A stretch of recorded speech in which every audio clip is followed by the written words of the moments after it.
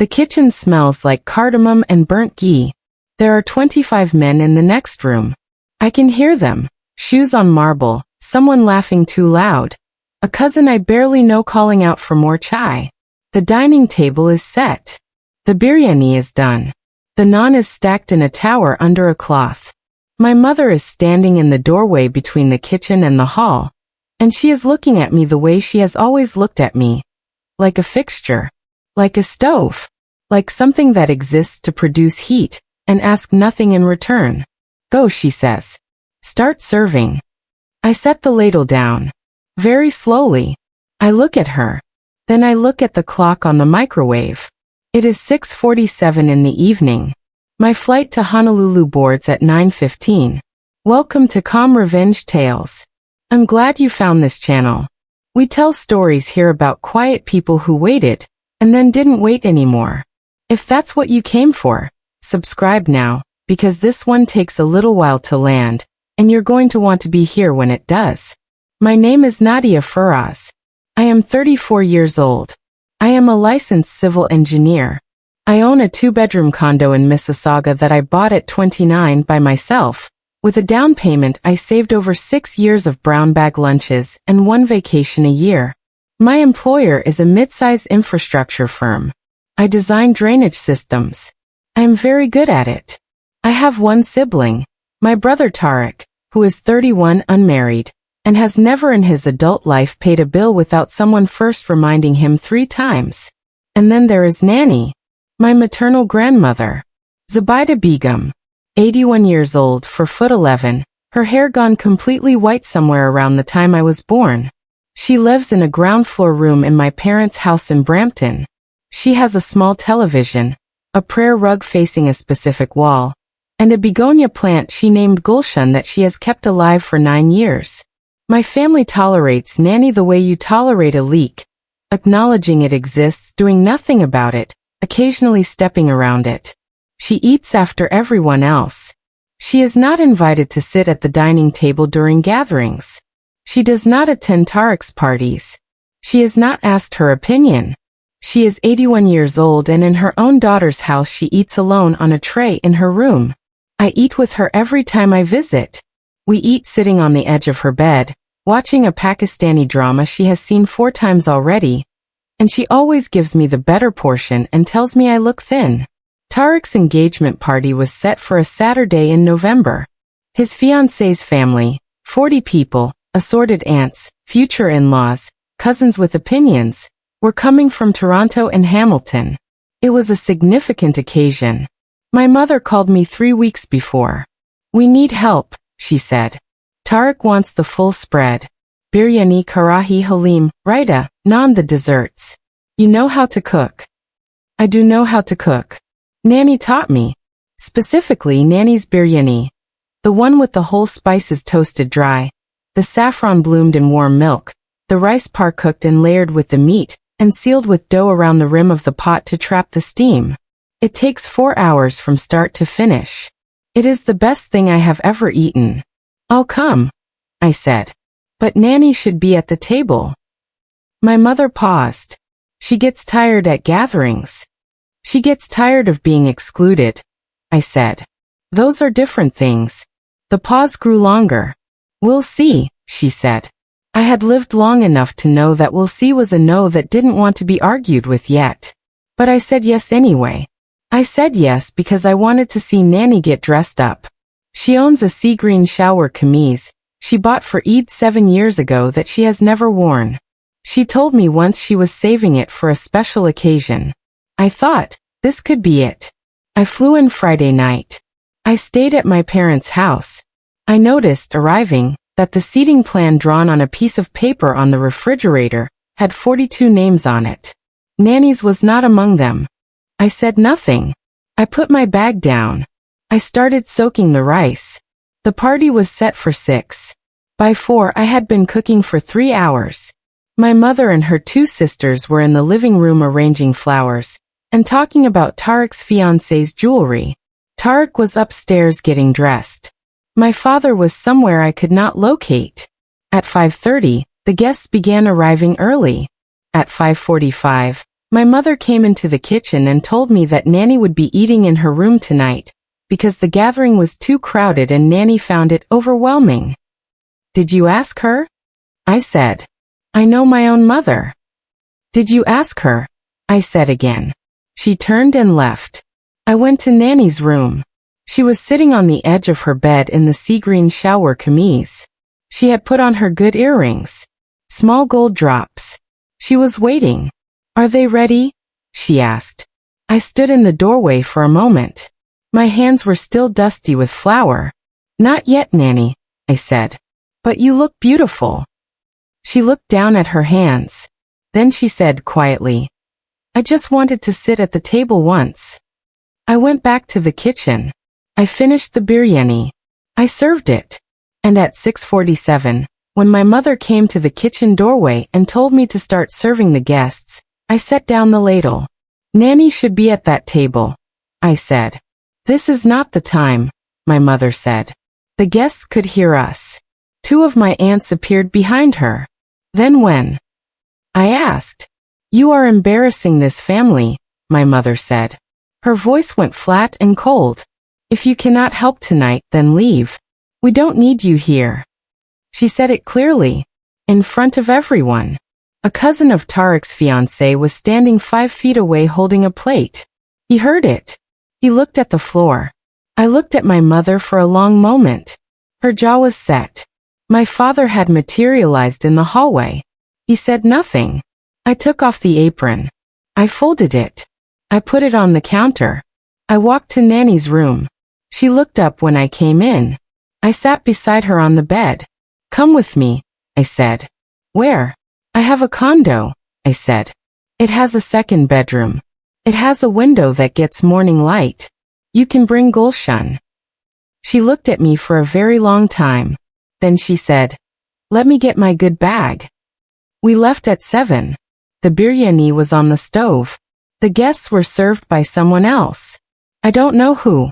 We took a cab, and I paid for it, and Nanny sat in the back with Gulshan on her lap, holding the plastic pot with both hands like it was a child. The second bedroom in my condo was 8 feet by 10. There was a window facing east. I put a lamp on the floor the first night because I hadn't bought a nightstand yet, and Nanny sat beside it and told me the lamp reminded her of a village she left when she was 12. I did the logistics the way I do all logistics, systematically. I bought a nightstand. I bought a hospital-grade mattress topper because her hips bothered her. I bought a specific brand of green tea she liked that cost $14 a box. And I bought it every 2 weeks without calculating whether I could afford to. I rearranged my commute so I could come home by 6:30. I learned that she needed her medications at 8, not 9, or she couldn't sleep. None of this was sacrifice in the way people mean when they use that word. It was just engineering.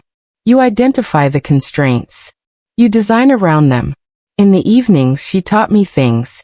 How to make saviyan, thin vermicelli toasted in ghee with cardamom and whole milk. The way her mother had made it in Karachi in 1962. How to fold a dupatta into a particular crescent shape for formal occasions. How to identify when a person is genuinely happy versus performing happiness, which she said was mostly about whether their eyes moved while they smiled.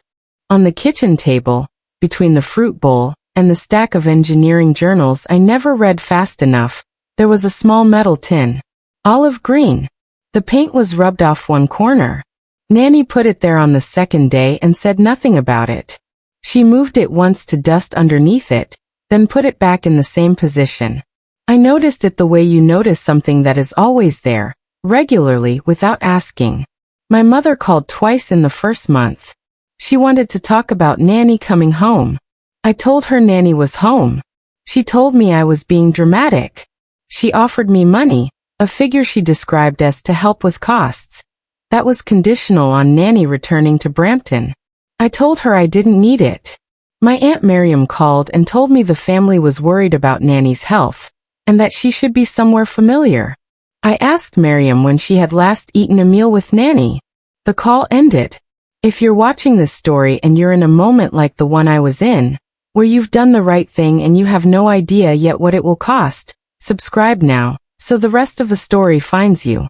Nanny lived with me for 14 months. She saw one full summer from that east-facing window. She watched the garden across the street go from bare dirt in March to overgrown tomato plants by August. She named 2 squirrels. She finished the Pakistani drama she had been watching in pieces for 3 years and declared the ending, exactly as stupid as I expected. In month 9, her breathing started changing at night. Her doctor adjusted her medications. In month 11, she needed a walker. I bought one and she refused it for 2 weeks, and then used it without complaint. In month 12, she told me what was in the tin. We were eating Savayan at the kitchen table. It was a Sunday. She said, "That box. Open it tonight after I sleep." "I can open it now," I said. "After," she said. She picked up her spoon. "First eat." 3 weeks later she was in the hospital with a pulmonary embolism. I sat beside her for 11 hours. She was mostly asleep. At one point she opened her eyes and looked at the ceiling and said, "You are the only person who ever asked me what I wanted." Those were the last words she said to me that made complete sentences. She died on a Thursday afternoon in February with me in the room. The begonia, Gulshan, was on the windowsill. I had brought it. I thought she would want it nearby. I did not call my mother until 2 hours later. Not out of cruelty. I just needed those 2 hours to be quiet. The tin was still on my kitchen table when I got home. 3 weeks after Nanny died, a lawyer named Harun Chaudhary called me. He asked to schedule a meeting. He named a date.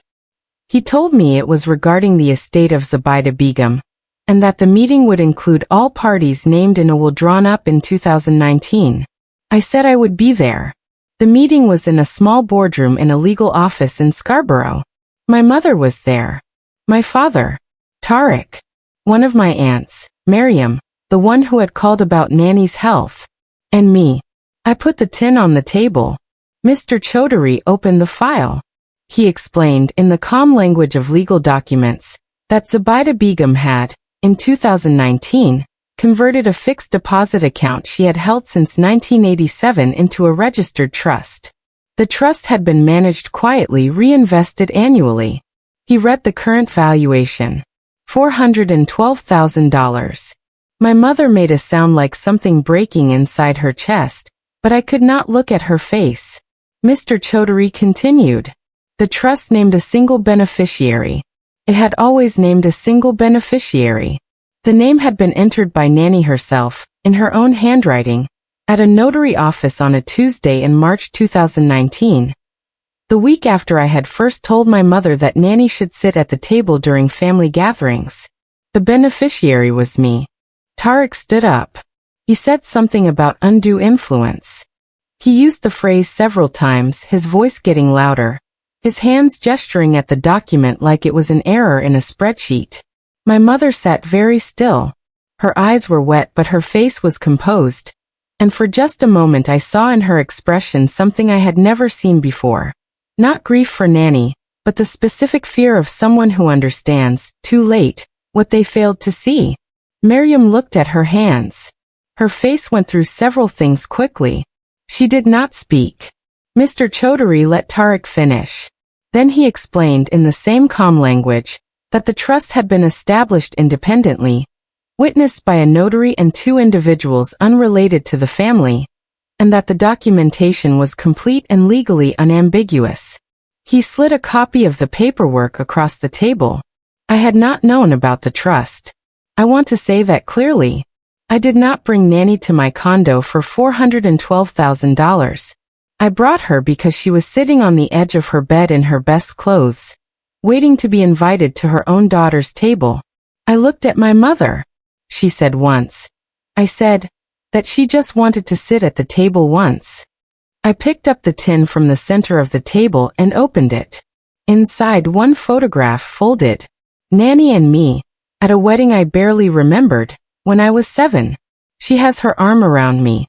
We are both looking at something outside the frame. On the back of the photograph, in her handwriting, for the one who stayed. The word she used in Urdu was Raki. The one who stayed. My mother looked at the photograph. Then she looked away. I retained Mr. Chaudhary.